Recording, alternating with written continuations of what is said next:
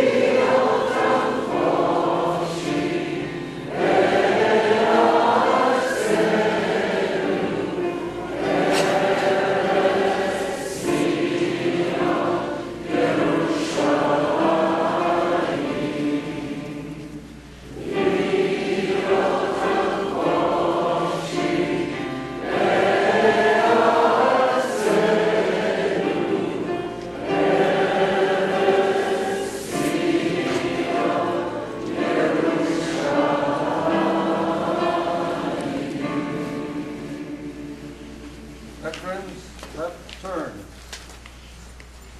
Quick march. Wait for people to march quick.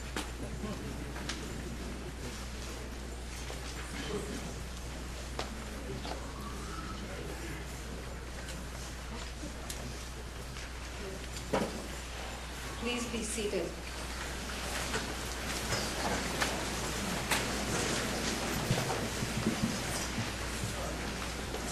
Good evening. My name is Lina Cohn.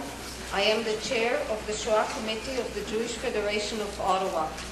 On behalf of the committee, I would like to welcome everyone to our annual Holocaust commemoration. Before we begin, I would like to acknowledge the Jewish War Veterans of Canada, Ottawa Post, survivors, our community rabbis, dignitaries from the Israeli, Polish, the Netherlands, German, Hungarian embassies, Ottawa City Councillors, the chair of the Jewish Federation of Ottawa, and the president and CEO of the Jewish Federation of Ottawa. Holocaust Remembrance Day, or YomHashoah2013 in Hebrew, is a national day of commemoration in Israel and in Jewish communities around the world. Today, we gather to remember 6 million Jews who were brutally murdered by the Nazis during the Second World War. Among them were 1.5 million innocent Jewish children. The disabled, homosexuals, the Roma, political and religious opponents also fell victims to the Nazi regime. The Shoah represents a profound Jewish tragedy and one of the worst genocides in modern history. It was a systemic, bureaucratic, state-sponsored persecution and a murder of Jews by the Nazi regime with the collaboration of collaborators. The Nazi atrocities were meticulously planned and carried out using state decrees and laws directed specifically against the Jews. In 1933, 9 million Jews lived in 21 countries in Europe. By 1945, 2 out of every 3 European Jews had been murdered. Whole communities steeped in Jewish culture that existed in Europe for over 1,000 years disappeared from the face of the earth. Our theme tonight, From Tragedy to Triumph, is befitting the anniversaries of 2 important events we mark this year.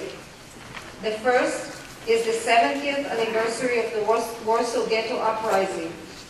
As Professor Dina Porat, Chief Historian of Yad Vashem, wrote, the most notable armed uprising that took place in the ghetto broke out in Warsaw on the first night of Passover, April 19, 1943. The revolt took place in a reaction to the entry of German troops into the ghetto on the heels of an armed resistance by the ghetto underground. On April, it was apparent that the Germans' goal was to liquidate the Warsaw Ghetto, the largest ghetto in occupied Europe, as a birthday gift to Adolf Hitler. The 50,000 remaining Jews in the ghetto who organized in 2 underground networks had little means and no outside support. Though they knew they had little chance to survive, they took to their bunkers in defense and fought with the utmost courage and resolve. They resisted for almost a whole month until they succumbed to the Nazis. It is an imperative to speak not only of the loss, but also to reveal in its fullest scope the heroic struggle of the people, the community, the individual, during the days of massacre and at the very epicenter of destruction. Thus wrote Itzhak Antek Zuckerman, one of the leaders of the Warsaw Ghetto Uprising. His words remain a guiding principle as well as we mark the 70th anniversary of this uprising. The second anniversary we will mark this year is the 75th anniversary of Kristallnacht. On November the 9th, 1938, the Nazis unleashed a wave of pogroms against the Jews living in Germany and Austria. Kristallnacht marked the turning point of Nazi Germany persecution of the Jews and the beginning of the Holocaust. Tonight, 5 of the 6 candlelighters are survivors or children of survivors who witnessed the events of Kristallnacht in Germany and Austria. At this time, I would like to invite Elias Luf, Charge d'Affaires of the Embassy of Israel, to come up and say a few words. Ambassador Ziv is in Israel at this time with Minister Byrne. They participated today at the Yad Vashem Central Ceremony in Jerusalem. Ambassador Ziv is with us tonight. Shonika Fair will speak on her behalf.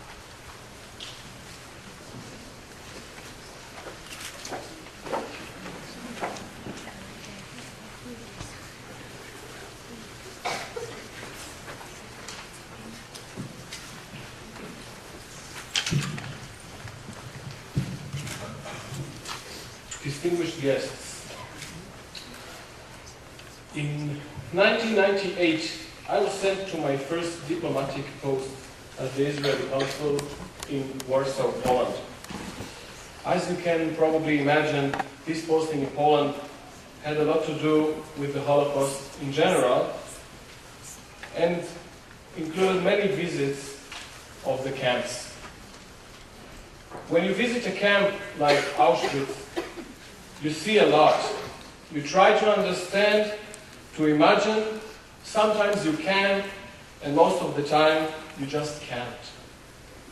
But then, at night, in your own mind, the camp is coming back to life, or perhaps in this case I should say, coming back to death.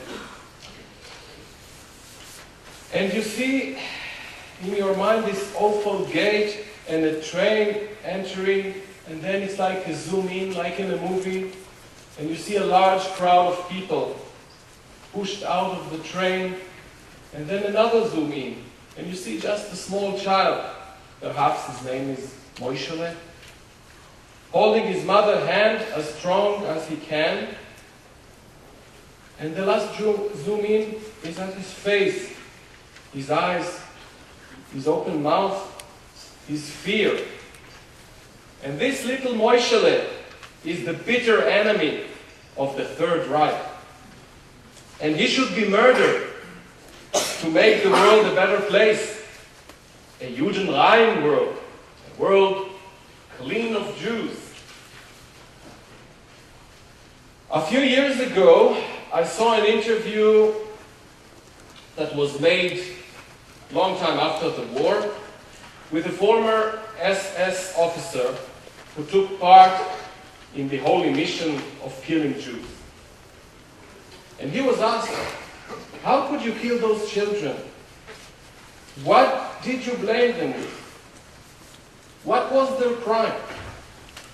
He was very calm, an honored man with a suit and tie and everything, spoke nice German and thought for a minute, and then he said, well, of course, the poor children did nothing wrong. It was the blood in their veins that we had to get rid of. The blood in their veins.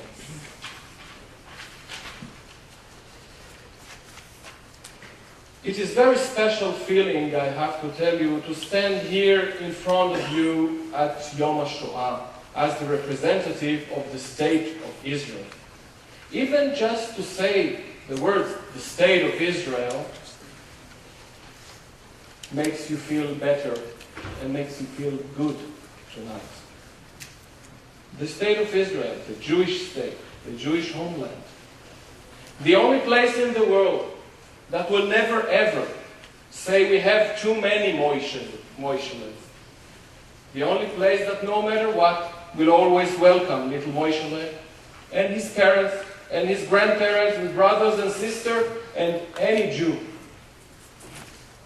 I will end with the words of Rabbi Israel Meir Lau, the former chief rabbi and a Holocaust survivor himself.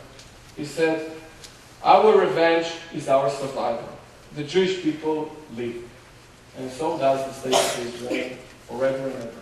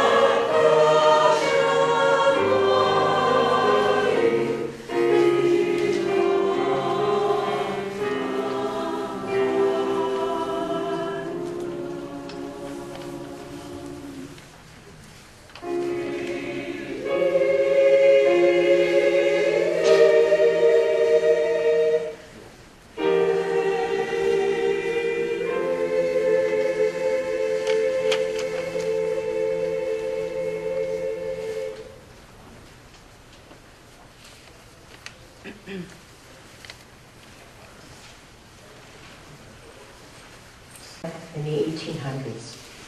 Lillian's mother was the oldest of 5. She had 3 brothers and a sister. Lillian's father, Robert Salzer, came from a family that lived in Vienna for many generations. He had 1 brother and 3 sisters. They were shopkeepers and had a clothing store in the Jugendasse. Robert Salzer served in the army during the First World War. At the onset of the war, Lillian lived with her parents in Vienna. On Kristallnacht, Lillian's father was arrested and sent to Dachau. Lillian was 6 years old at the time. Her father was released after 3 months on the promise that he would leave Austria. He had to get several extensions from the SS to be able to remain. By the end of 1939, her parents were put on the list for resettlement to the east. With the help of relatives, Lillian's parents were able to obtain visas for the United States and deported for Genoa, Italy, at the end of April 1940. This was the last passenger ship to leave Italy before Italy was drawn into the war.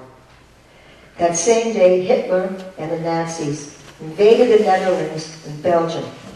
The family arrived in New York City on May 10, 1940. Lillian's grandmother, 2 aunts and uncles, and 2 cousins on her mother's side perished. A 6-year-old cousin died in Minsk after being deported there. Relatives on her mother's side stayed in Hungary and were never heard from again. All extended family on her father's side also perished.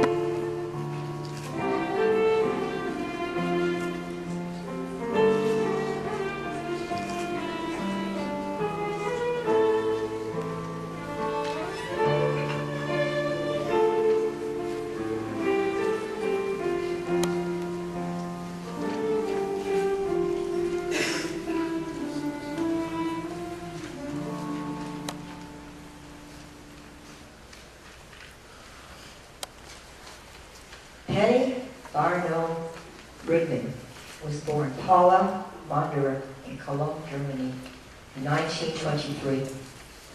Her mother, Jeanette Faber, came from a family that had been in Germany for many generations.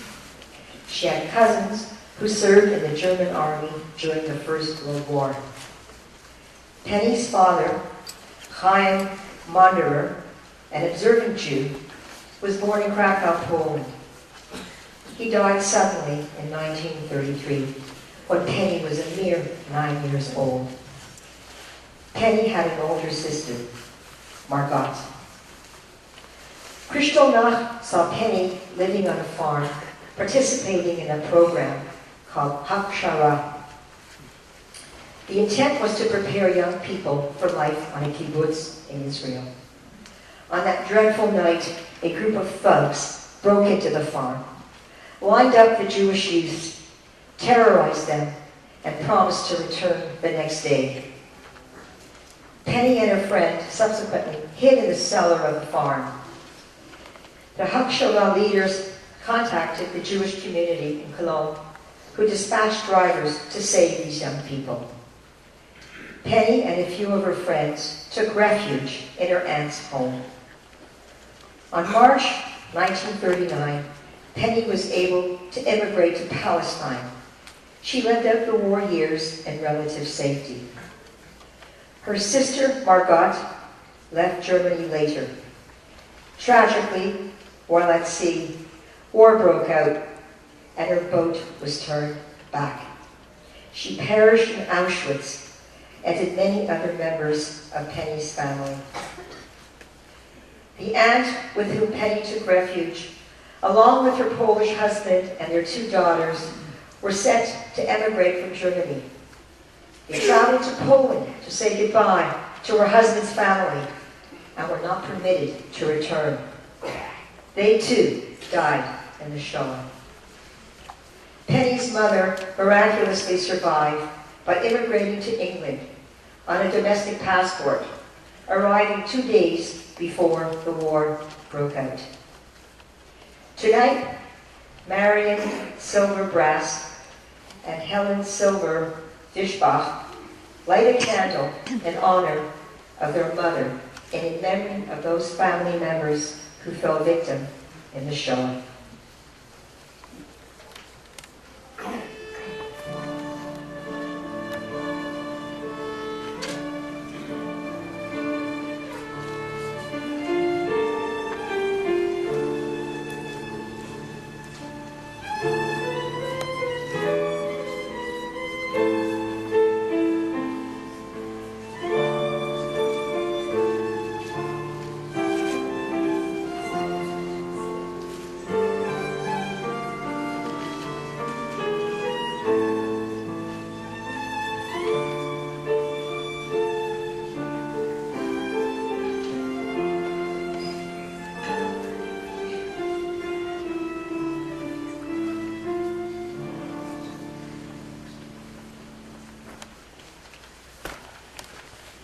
Alexander Sender Lax, Herbert's father, came to Vienna as a young man to apprentice as a tailor. He later opened his own tailor establishment. The Osterreicher family, on his mother's side, had lived in Austria for many generations. Margaret was born in Lachenbach, but subsequently the family moved to Vienna, where she was introduced to Sender Lax. At the beginning of the war, Herbert and his family lived in Vienna. On Kristallnacht, the Nazis went from house to house searching for Jews. Fortunately, the superintendent of their apartment building, although a Nazi himself, proclaimed that there were no Jews living there. Herbert was 8 years old at the time. December 1938, Herbert was sent by his parents to England on the Kindertransport. In July 1939, Herbert's parents were able to leave Austria with a visa to the U.S. The plan was to stop in England and pick up Herbert on the way.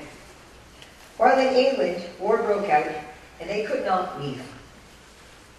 In 1940, in England, Herbert's father and brother were rounded up as part of male refugees who were over the age of 16. They were subsequently detained in internment camps. Herbert's brother and father were sent by ship to Canada, and in Canada they were again interned as illegal aliens. Herbert and his mother remained in England throughout the war. After the war ended, they sailed to Canada on a ship filled with war brides. Herbert's uncles on his father's side and their entire families living in Poland died in the Holocaust.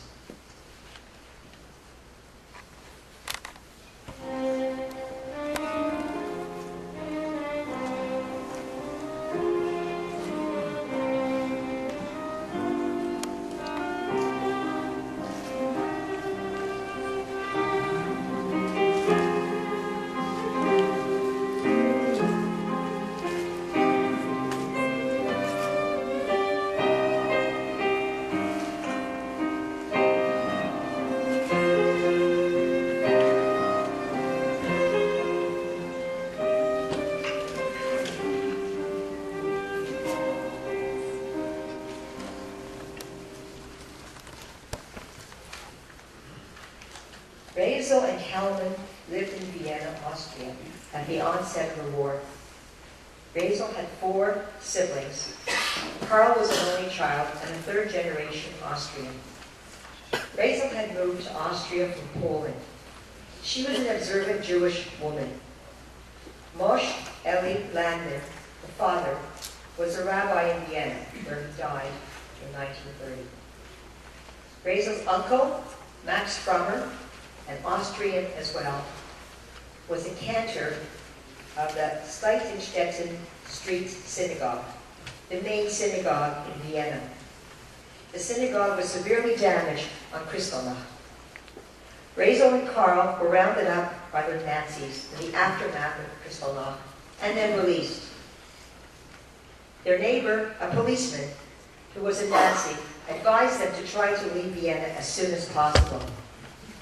They prepared to escape Austria to Palestine, which was under the British mandate. Being members of the local YomHashoah group, Raisel and Karl were fortunate to have the money to obtain visas from the British Passport Control Office in Vienna. He traveled with passports issued by the German Reich to Palestine.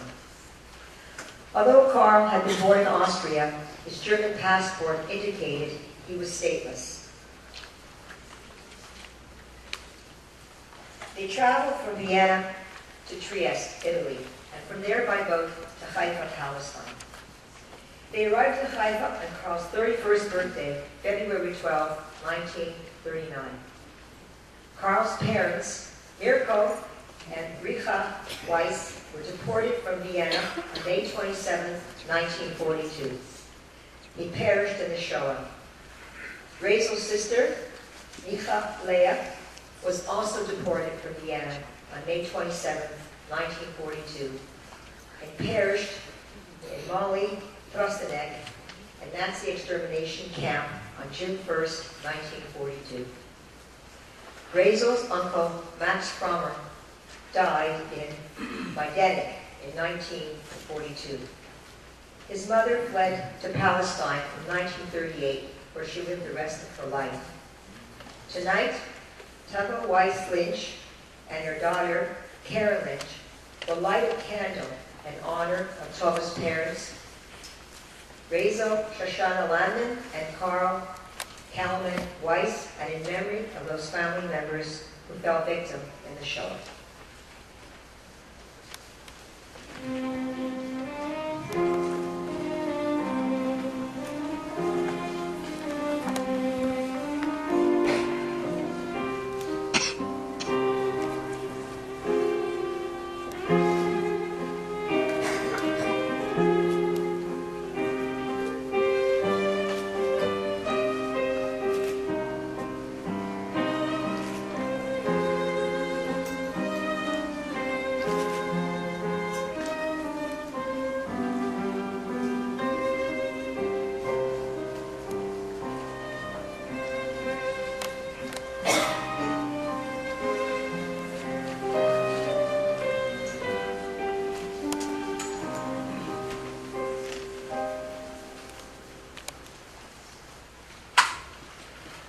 David grew up in the poor town of Konush, Czechoslovakia.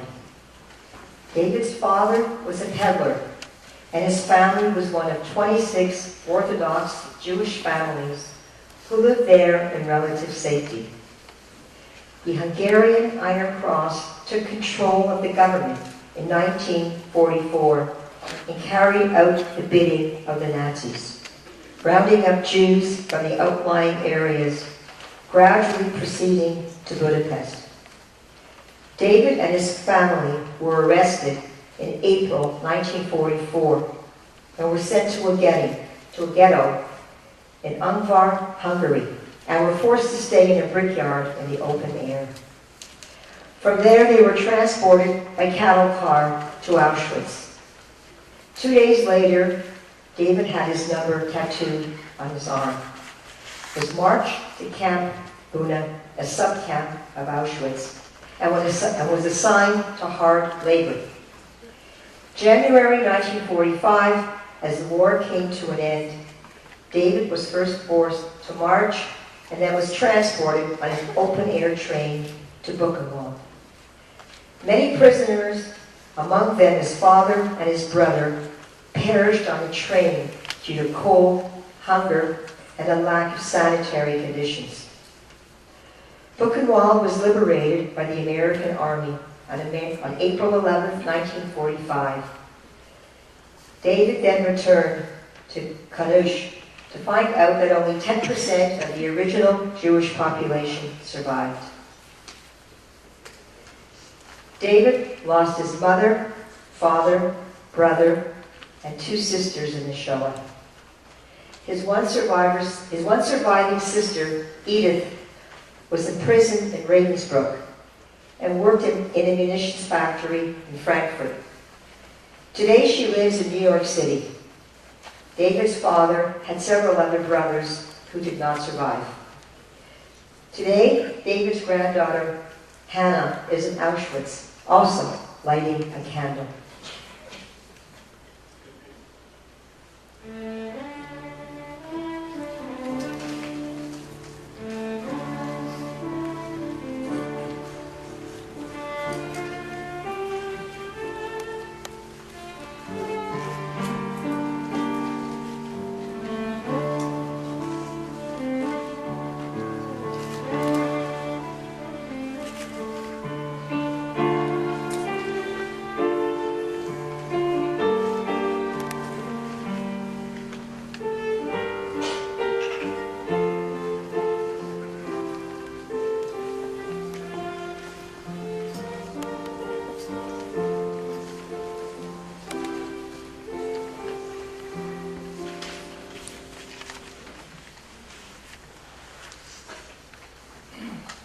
Dieter's father, Berthold Eger, lived in Frankfurt, Germany, and had a retail business. Life became intolerable in the 1930s as the Nazis in Germany made life increasingly difficult for the Jews. Dieter's extended family came to live with them. This is a quote from Dieter's diary. "My last year in Germany, prior to fleeing to England on August 25th, 1939, was filled with fear. It is my distinct recollection that my parents and I only left the house to do nightly shopping. Whenever one went, there was constant concern about discrimination and expression of fear, physically and mentally.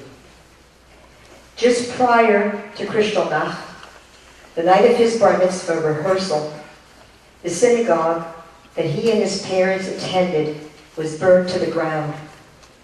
The following day, Dieter's father was arrested and taken to Buchenwald." Dieter wrote, "It is difficult now to visualize the panic and fear which befell my mother and me, not to mention my father." Berthold was released from Buchenwald after 10 days because he had been a foot soldier in the First World War.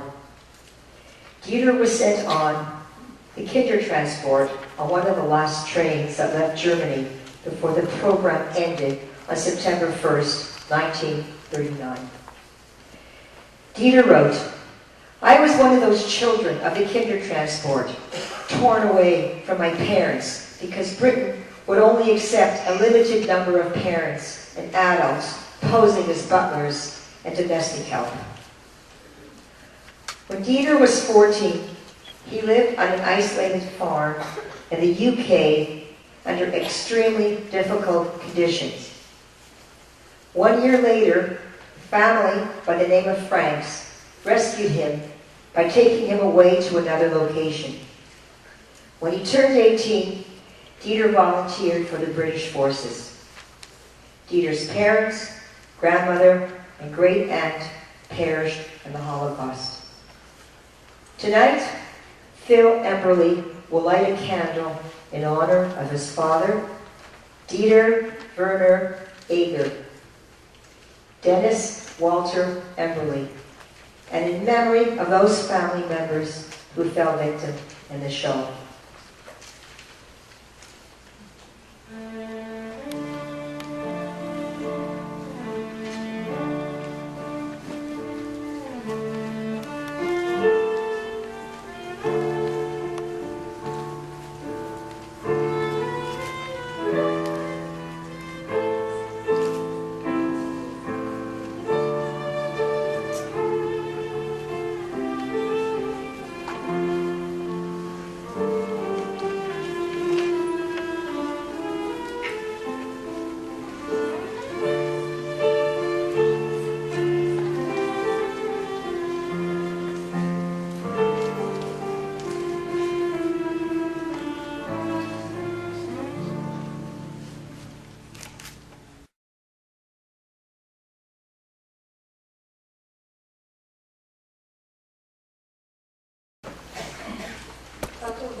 please join me, and everyone please rise for Kamalera communion Kaddish.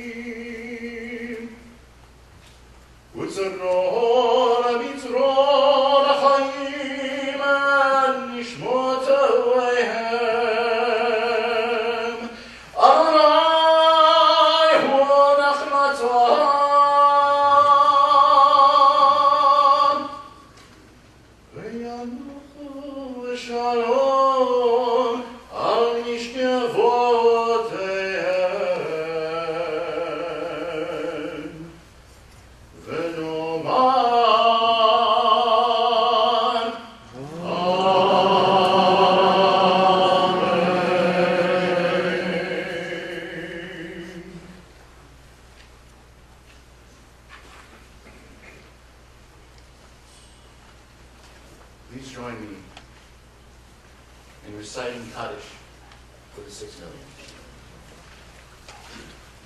Yitkadal v'yitkadash b'nei Rabbah v'yamad v'yikach v'yudei v'yamlich malchutei v'chayivon v'yamechon v'chayei l'chol Beit Yisrael v'agalav v'zman kariv v'yimur Amen. Yehei Shmei Rabba Rabba Le'olam Amen Maya Yitbarach v'yishtabach Yitahar v'yitroman v'yitnaseh Yitadar v'yitalel v'yitalal Shmei v'yutshah v'yitrefu Le'elam Yikol birchatav v'shiratav Tushbechatav v'nechamatav Tanam v'yamah v'yimru יהי שמע רבנה שמיה חיים עלינו ועל כל ישראל ויאמרו אמן. עושה שלום רבנה והוא יעשה שלום עלינו ועל כל ישראל ויאמרו אמן.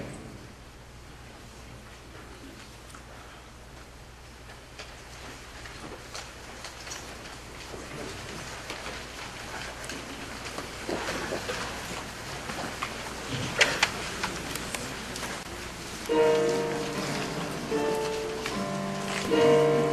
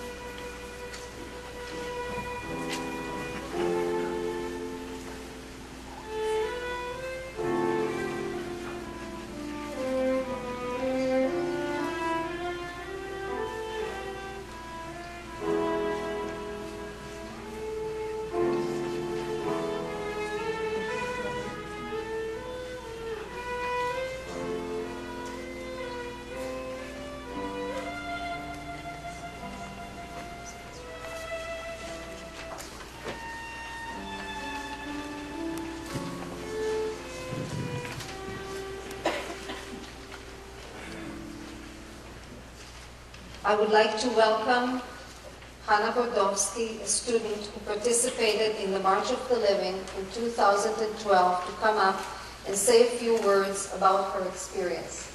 Hannah.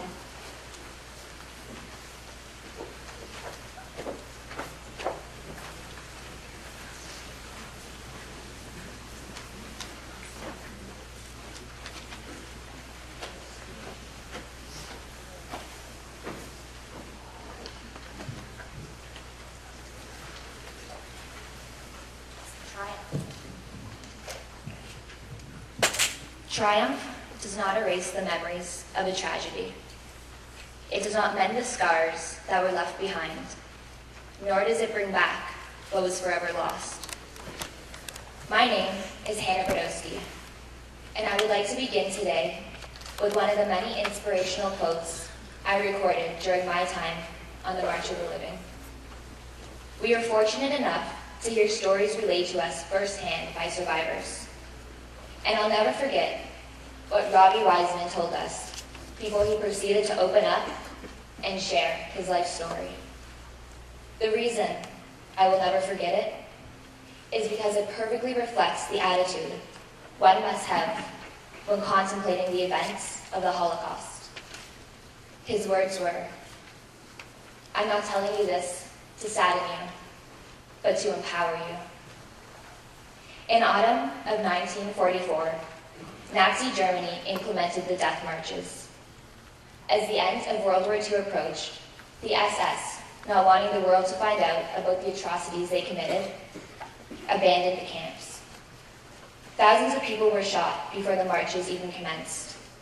Those that were left had to walk for miles on end in treacherous conditions, and then were transported in freight car designed for cattle.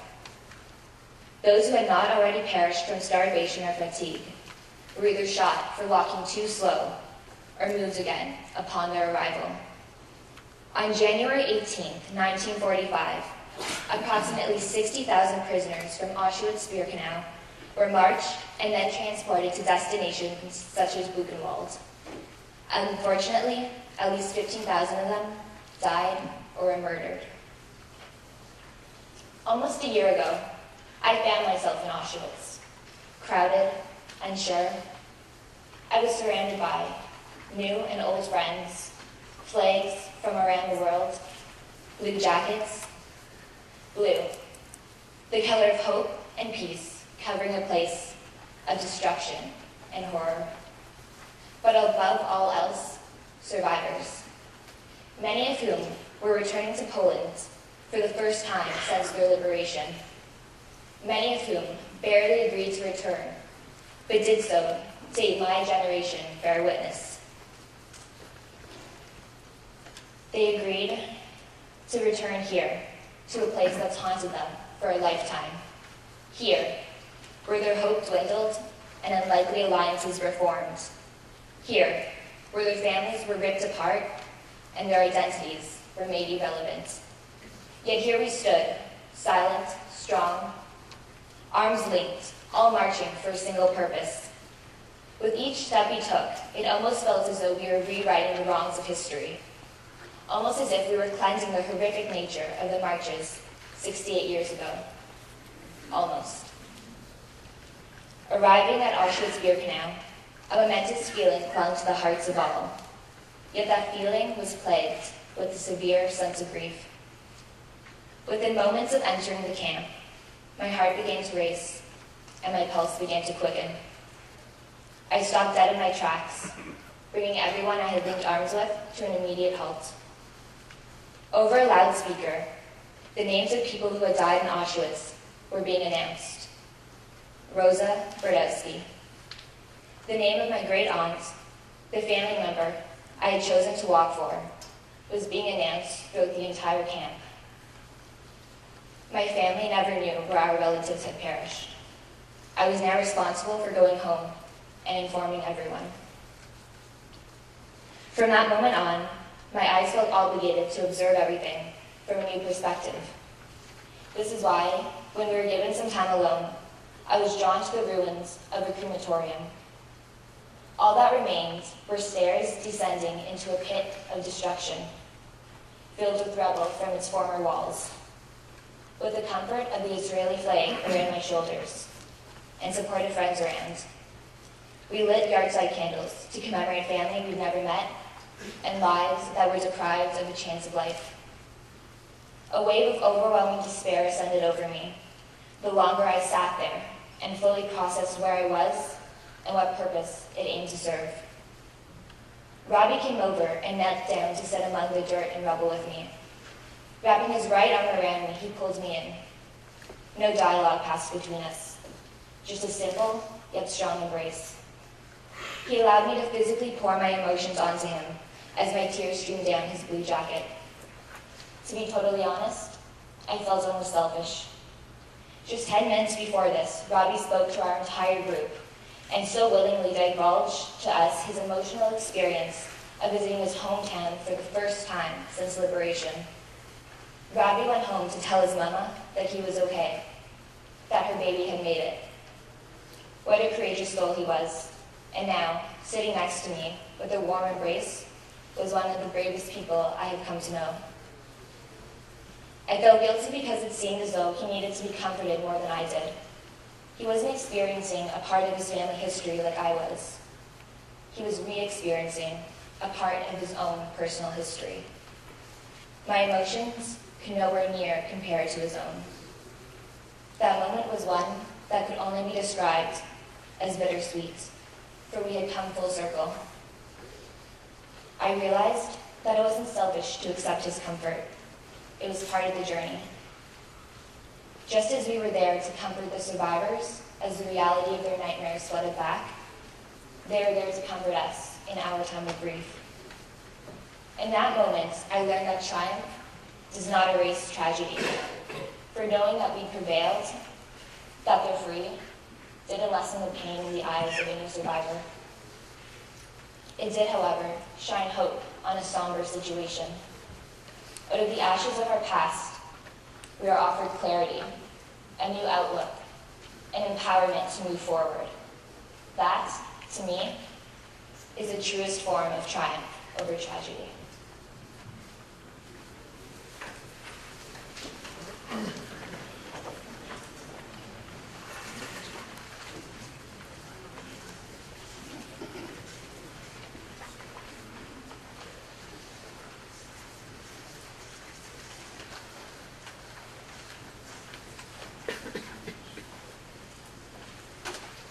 Hello, Ottawa. For those of you who don't know me, my name is Evan Zalakakis. I'm speaking to you right now in Poland, inside the Warsaw Ghetto, in front of the new Museum of History of Polish Jews. I am honored to be representing the Ottawa Jewish community as part of the 2013 Canadian March of the Living contingent. As you gather together in Ottawa to commemorate the YomHashoah and pay tribute to the 6 million Jews who were exterminated at the hands of the Nazis, I feel fortunate. No, I feel triumphant that I am able to speak to you at the very place where these atrocities happened. I am very fortunate to be here with 4 very special and courageous people who, in my mind, exemplify the true meaning of from tragedy to triumph. My name is Nate Leipziger. I was born in Chorzów, Poland in 1928. I was incarcerated in death camp Auschwitz-Birkenau with my father. My family perished there, but my father and I survived, and we came to Canada in 1948. My name is Georgine Nash. I'm from Toronto.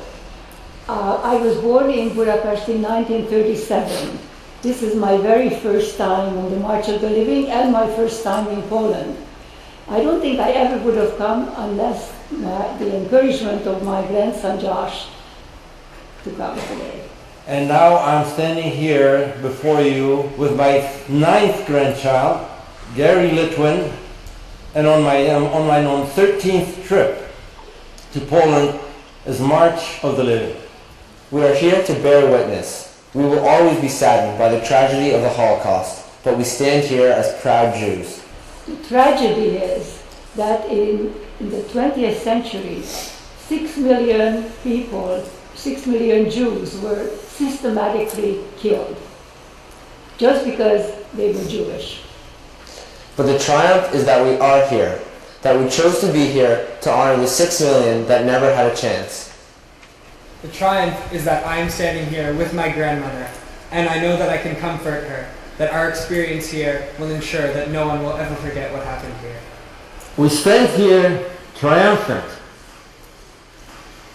To the 6 million Jews who perished in the Holocaust, and to all those who survived, you are all the true heroes of the Jewish religion. Not just the Jewish religion. You are the true heroes of all of humanity. We will never forget. I'm standing right now in the middle of the Lupachowa forest in Poland. If you didn't know what happened here, you would probably agree with me that this is an amazingly beautiful place. The trees, a mile high in the sky, the wind bristling through the trees, snow is falling. It's truly nature at its best. But we're not here today to admire the beauty. Just a few kilometers away is the village of Tikocin, where back in the war, 2,700 Jews were rounded up and marched 4 kilometers into the forest. Children, mothers, fathers, babis, zadis, they were taken to the end of the forest. They were lined up and they were shot, executed on the spot. And then they were buried in mass graves. It's not so beautiful here anymore.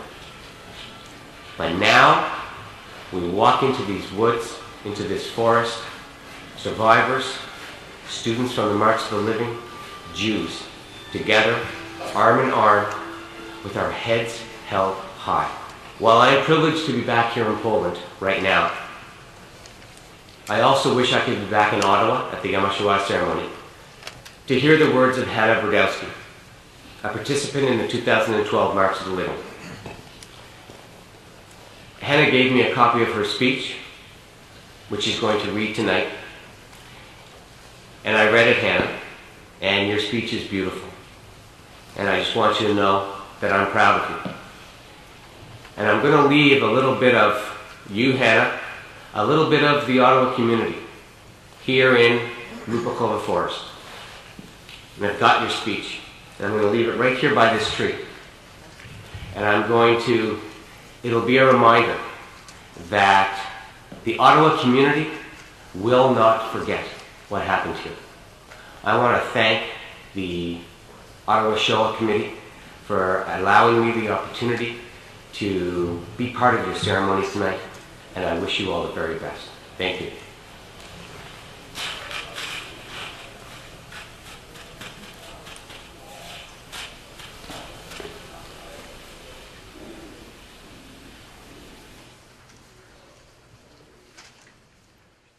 It's hard to say anything after this experience. Thank you, Hannah, for your beautiful speech and a personal insight into your remarkable experience in Poland. And special thanks to Kevin and Karen for taking or making the effort to bring this connection to Poland today. At this time, it gives me great pleasure to introduce Dr. Armane Klein.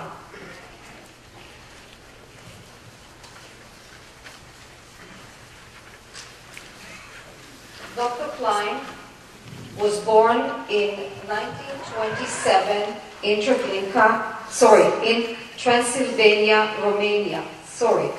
He was only a child and had a happy childhood. He was a child, I have to repeat that.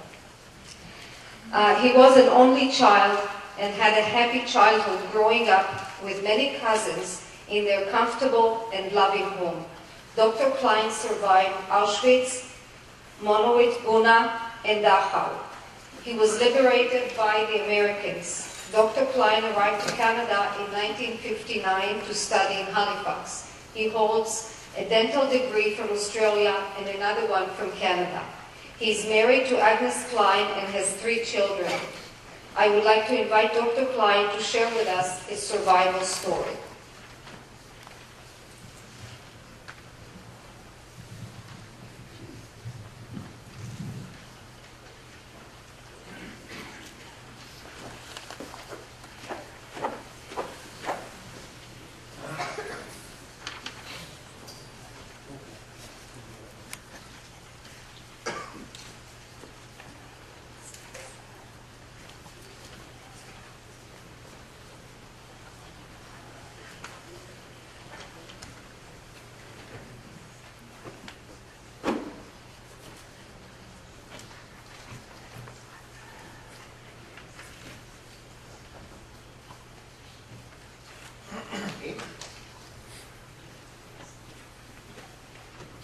I often think of how I owe my survival to my father. Want to adjust it? That should be okay.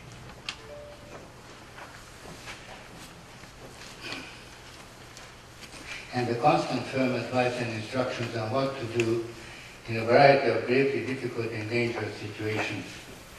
I consider that his constant and wise directions contributed largely to saving my life.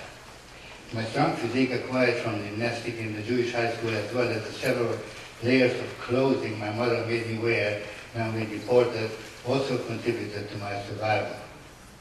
My mother was not so lucky. She died in Bergen-Belsen. I was just under 17 in 1944. An old brick factory in Oralia Mare turned into a ghetto. Shortly after this upheaval, the rapid deportation of the Jews to Auschwitz and beyond followed. We were crowded into a train. When the train arrived, it was still dark at 3 in the morning, but we were not allowed off until Joseph Mengele arrived early in the morning. As soon as he did, each person had to pass before him for a selection process. We were selected according to 3 criteria. 1, should not be wearing glasses or even sunglasses, as this was an automatic death sentence. 2, one should not be too old or too young. 3, one should not be too thin or too fat. My father was always stayed very close to me in all the lineups, was a very fit and strong man, so he and I, still young and very fit, muscular due to my gymnastics, passed the selection process and so were spared at this stage. In the shower areas, all hairs were shorn off, and after the showers we were given prison garb and special shoes. The shoes were made of wood and canvas, held together by staples. The staples came loose after walking.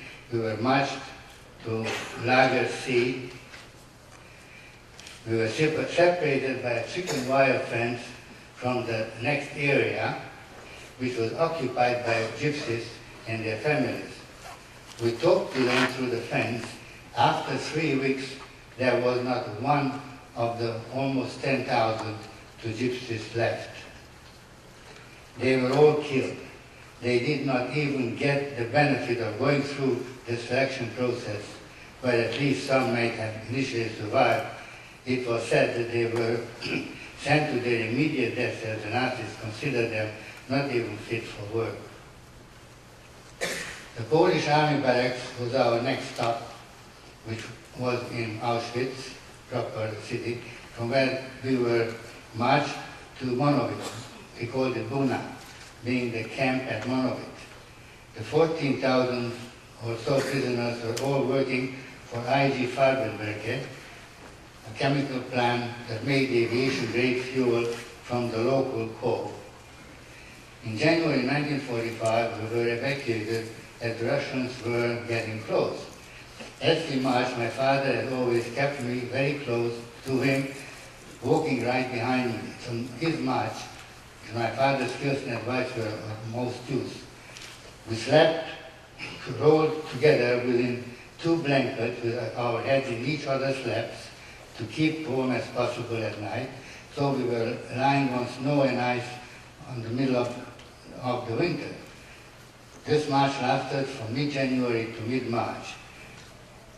As it was winter, losing one shoe, the crude set of flip-flops the Germans had given us was an almost certain death, as the frostbites became ulcerated, infected, and finally gangrenous, with sepsis setting in under appalling, dirty conditions. Therefore,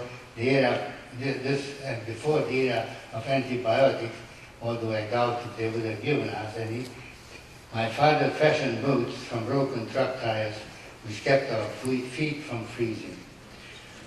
Over 14,000 people left Monowitz. Of those, about 1,800 arrived at Reichenbach.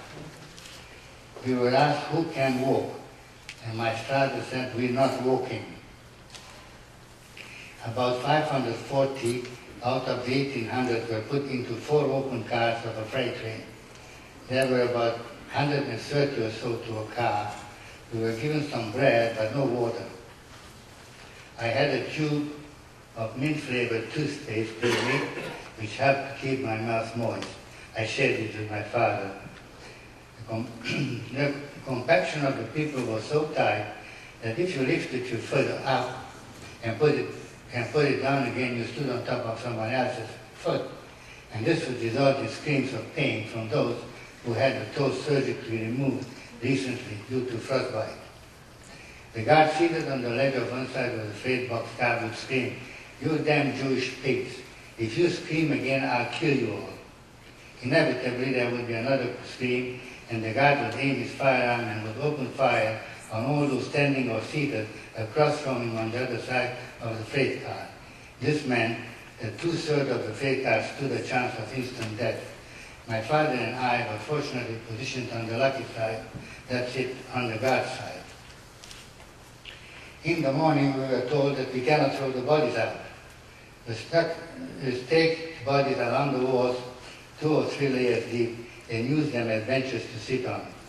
The majority could now sit down within each other's spread out legs. Unfortunately, this seating arrangement was the cause of displaced hips of all those who were now all bone and skin. Many also found their bottoms frozen to the seating post. We arrived at Dachau, Germany about 9 days later. Since I could still walk, I was told to go to the bathhouse and tell those in charge that 186 had arrived, but that they could not walk. This is how I know how many arrived in Dachau. About 3 or 4 weeks after arrival in Dachau, Dachau was liberated by the Americans. The major illness at Dachau was typhus, which was transmitted by body lice. My dad got typhus, and I was very lucky to have a strong resistance to infection and did not get infected by the lice. A couple of days later, I was unconscious or semi-conscious due to dehydration and fever. When I came to, I found myself in hospital being rehydrated. I was in the hospital for 8 or 9 days. My dad was not around, and I thought that he was dead. Dachau is a suburb of Munich, and across from the camp there was a hill with a monastery on its top. The monks came down to Dachau Camp Hospital and picked up the 8 survivors and nursed them back to health, and my father was one of them. Following liberation, I did not know for a long time whether I was or not the sole survivor of my family. I spent time in Treviso, Italy, which was the Jewish Brigade retirement place attached to the British 8th Army, in a camp where they were training youth survivors in good physical conditions to go to Palestine. There, the psychiatrist, who as I found out was a relative, recommended that I return to Romania, finish my high school studies, which allows me to go to university if I wish. Once I had finished high school, I returned to Vienna. At that time, clandestine migration to Palestine had started. An office at the Rothschild Hospital was set up to make out travel letters for some of these migrants.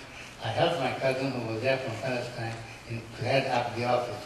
While there, I found out that I had a legal immigration permit to Australia and that my father was alive, having survived the typhus epidemic that more than decimated the camp. Thanks to those monks who came down from the mountain, taking those who were still alive and nursed them back to health. My father and I, together with his new wife and her married daughter, migrated to Australia. This is part of my history, and I'm thankful to have survived and prevailed. I graduated from dentistry in Brisbane, Queensland, Australia, and arrived in Canada as part of a round-the-world trip with 3 of my colleagues, as part intended to be part adventure and part studies. Our stories at that time must be told so that we never forget. Many of the personal stories will never be told because reliving them is just too painful. Thank you.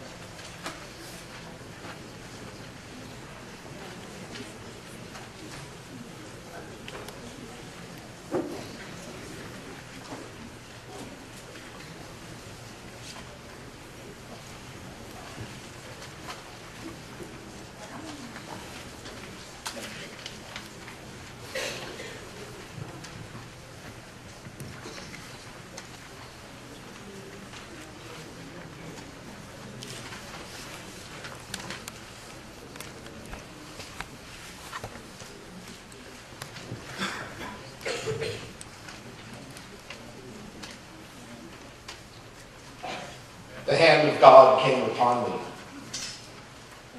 took me out by the Spirit of God and set me down in the valley. It was full of bones. He led me all around those bones, and there were very, very many bones spread over the valley. And they were very dry. The prophet Ezekiel speaks of the expulsion of Jews from the land of Israel. He speaks of the death of the Jews forced into exile. Of course, he could have been speaking of the bones of Auschwitz, of Lodz, of Babi Yar, of Majdanek, of Kovno. He could have been speaking of the bones of Theresienstadt and Buchenwald and Treblinka, of Vilna, of Bergen-Belsen, of Mauthausen.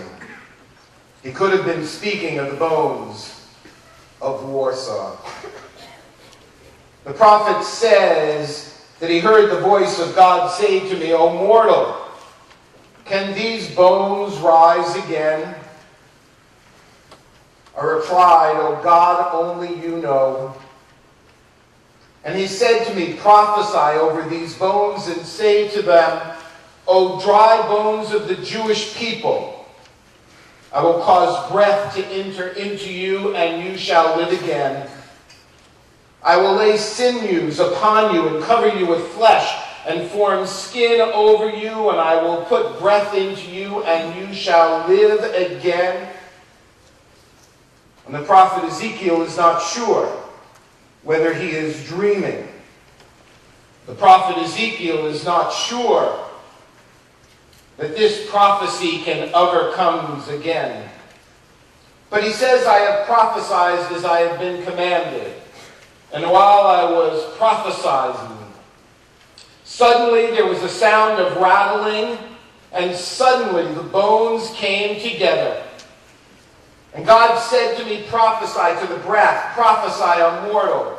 Say to them, O breath from the four winds, and breathe into these dead bones that they may live again." And I said that these bones are dried up, but our hope is not gone. We are not doomed. And so I shall bring these people back, and I will set them upon their own soil. And of course, the prophet only knew that these bones would return to Jerusalem. Little did he ever think that they would return to Tel Aviv.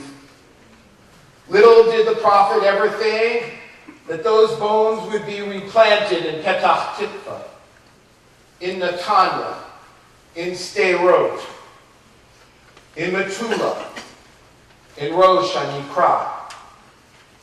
Little did the prophet ever think that millions of Jews would live in North America. Little did the prophet ever think that the bones would rise again in Europe. Little did the prophet ever think that those dry bones would rise again. And yet we have. We have risen from the ashes, and we have set ourselves upon our own soil.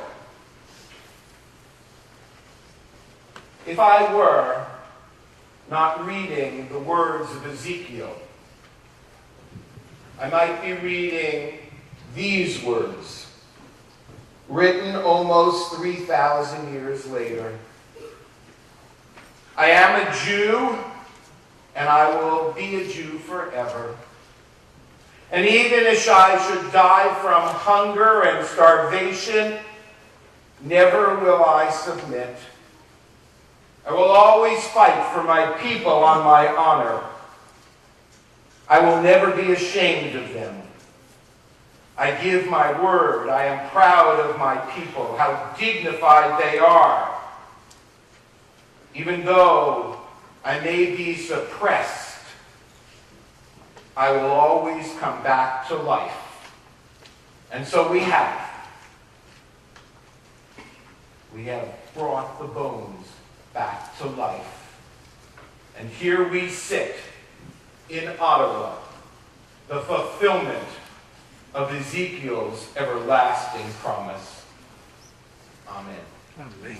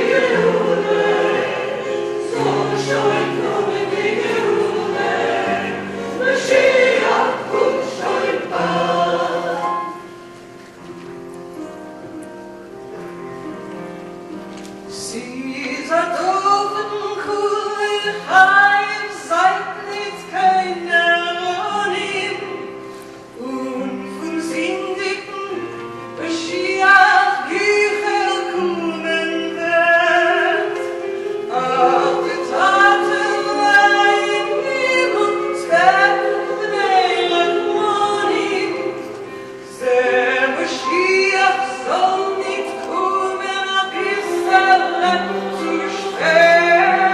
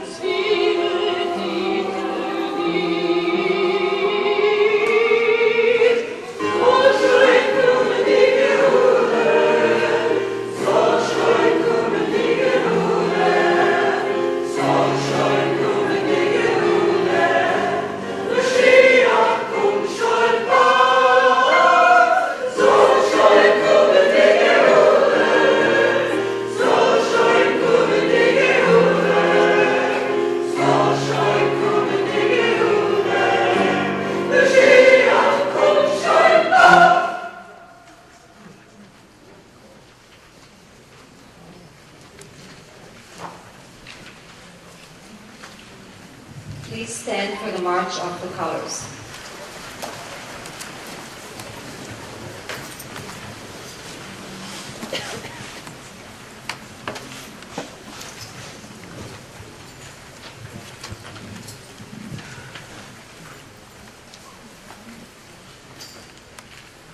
Ladies and gentlemen, with your indulgence, I would like to invite the rest of the veterans we have here, Sam Ages, our commander,